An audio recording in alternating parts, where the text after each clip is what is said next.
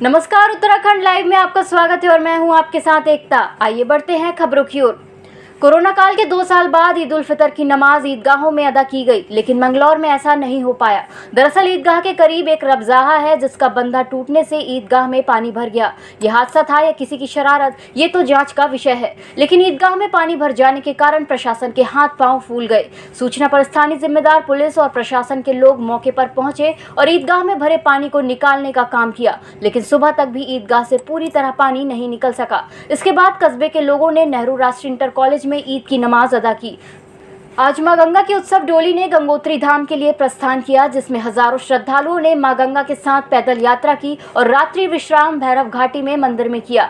6 माह के शीतकालीन अवकाश के बाद मां गंगा की डोली प्रातः 9 बजे गंगोत्री पहुंची और विश्व प्रसिद्ध गंगोत्री धाम के कपाट अक्षय तृतीया के महापर्व पर ठीक 11:22 पर आगामी 6 माह के लिए श्रद्धालुओं के दर्शनार्थ खोल दिए गए हैं।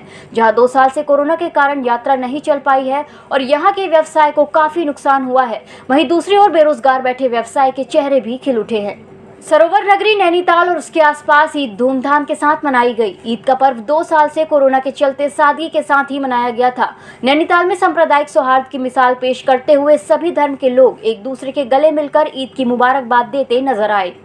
मुख्यमंत्री पुष्कर सिंह धामी को चंपावत सीट से उपचुनाव लड़ाने का हाईकमान ने फैसला किया है। वहीं कांग्रेस महामंत्री राजेंद्र शाह ने बताया कि कांग्रेस की तैयारी भी चंपावत सीट पूरी तरह से हो चुकी है। उन्होंने बताया कि चंपावत से वो एक मजबूत प्रत्याशी को मैदान में उतारेगी।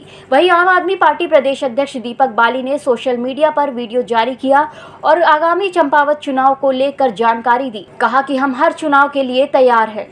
देखिए, कांग्रेस की पूरी तैयारी है। चंपावत से निश्चित तौर पर कांग्रेस बहुत ही मजबूत प्रत्याशी को जो है मैदान में उतारेगी धामी जी के खिलाफ। और हम लोगों ने वहां पर जो 3 सदस्यीय जिम्मेदारी जो साथियों को दिया, उनमें भुवन कापड़ी हैं, खुशहाल सिंह अधिकारी जी हैं और ये दोनों लोग जो हैं उस चंपावत क्षेत्र में जो है बहुत नज़दीक से तमाम कार्यकर्ताओं से उनका संवाद है। और मैं समझता हूँ कि जिस तरह से भुवन कापड़ी ने खटीमा के अंदर जो है धामी जी को चित करने का काम किया, निश्चित तौर पर इस बार चंपावत में भी हमारा जो भी उम्मीदवार होगा, ये दोनों हमारे नौजवान साथी हैं पूरी मजबूती के साथ। और अल्मोड़ा से जो हमारे विधायक हैं मनोज तिवारी, वो भी इनके साथ हैं।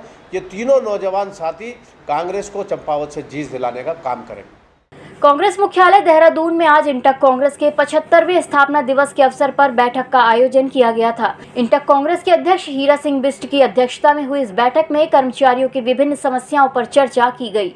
अब देश आज़ाद होने जा रहा है और पॉलिटिकल लोग तो पॉलिटिक्स करेंगे, लेकिन इन मजदूरों का जो टेक्सटाइल में काम कर रहे, जो समुद्र में नाव चला रहे, बोट के किनारे काम कर रहे, कारखाना में इधर काम कर रहे, इनके बारे में सोचो।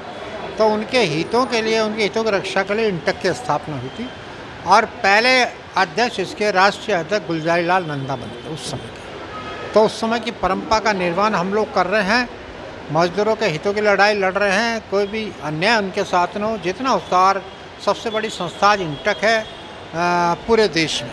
और हमारा प्रतिनिधि ILO में, मतलब इंटरनेशनल लेबर ऑर्गेनाइजेशन में, हमारे अशोक सिंह जी केवल हिंदुस्तान से हमारे प्रतिनिधित्व करते हैं इंटरनेशनल ऑर्गेनाइजेशन में, क्योंकि सबसे बड़ा संगठन होने के नाते हमें अधिकार है वो। तो इसलिए हम मजदूरों के, कर्मचारियों के, चाहे डिफेंस के हों, चाहे अनऑर्गेनाइज सेक्टर के हों, चाहे आंगनबाड़ी आशाएँ हों, चाहे किसी भी हर डिपार्टमेंट में हमारी यूनियन है। और सबसे बड़ा संगठन देश में आज हमारा है ट्रेड यूनियन सेक्टर में।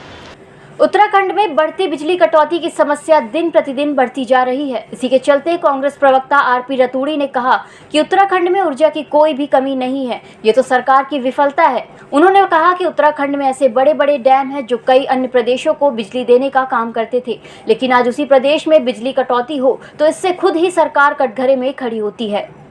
देखिए, सरकार की विफलता है। एक तरफ हम ऊर्जा प्रदेश कहते हैं और एक तरफ हम लगातार बिजली कटौती कर रहे हैं। अरे भाई, अध्ययन कीजिए आप 2002 से और 7 का आदरणीय तिवारी जी की सरकार का, जब 24 घंटे बिजली मिलती थी, कहाँ से आती थी वो? क्यों नहीं अध्ययन करते? अरे ये ऊर्जा प्रदेश है, यहाँ उत्पादन होता है। आपका नियोजन ठीक नहीं है, आपकी सोच ठीक नहीं है, आपका विपणन ठीक नहीं है, आपकी सप्लाई ठीक नहीं है। सवाल ये है कि केवल जब साँठ-गाँठ होती है ना खरीद फरोख्त की, आप ये नहीं कंट्रोल कर रहे कि लॉस कहाँ से हो रहा, क्यों हो रहा। आपने इलेक्ट्रॉनिक मीटर लगा दिए तो लॉस कहाँ से है? इस पर आपकी सोच और समझ की कमी है। ये ऊर्जा प्रदेश में अगर कटौती है तो ये बड़ा दुर्भाग्यपूर्ण है। इस बुलेटिन में फिलहाल इतना ही। नमस्कार। ईएमएस टीवी के YouTube चैनल को सब्सक्राइब करें और बेल आइकन दबाएं, साथ ही ईएमएस न्यूज ऐप डाउनलोड करें।